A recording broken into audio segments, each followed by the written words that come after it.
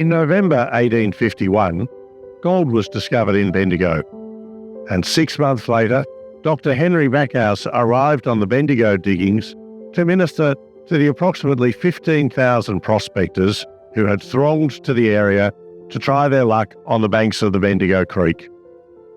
He celebrated the first Mass in the district here, in Golden Square.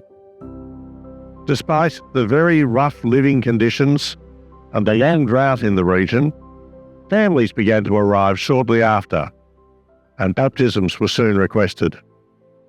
Dr. Backhouse recorded in this register the first child he baptised, a baby boy called James Joseph.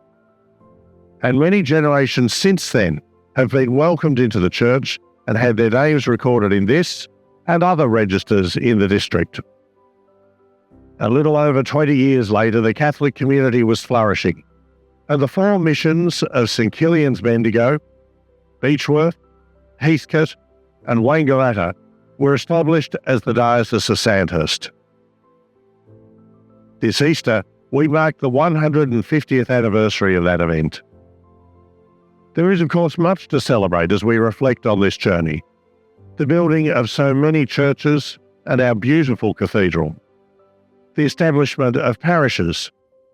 Providing schools for the education of young people. Offering care and outreach to those in need. The generous service of priests, religious, and countless volunteers and staff.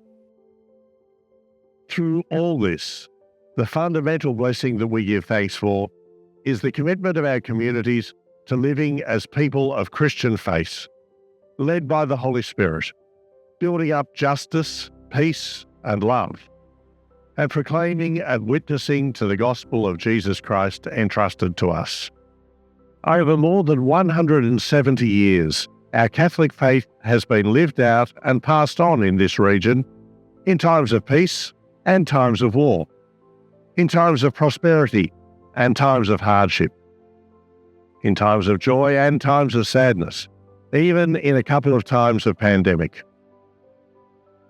At the heart of all these experiences is what we celebrate again at Easter this year, the death and resurrection of Jesus, which marks the culmination of his ministry, proclaiming and inaugurating the reign of God.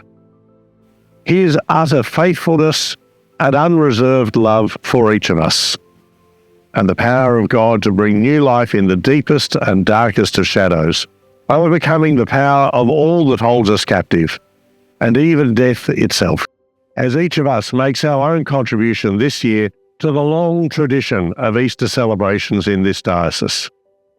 May the generations of faithful Christians who have gone before us encourage and inspire us to make Jesus' giving of himself the pattern of our own lives, so that we might be renewed in the faith and hope that we proclaim.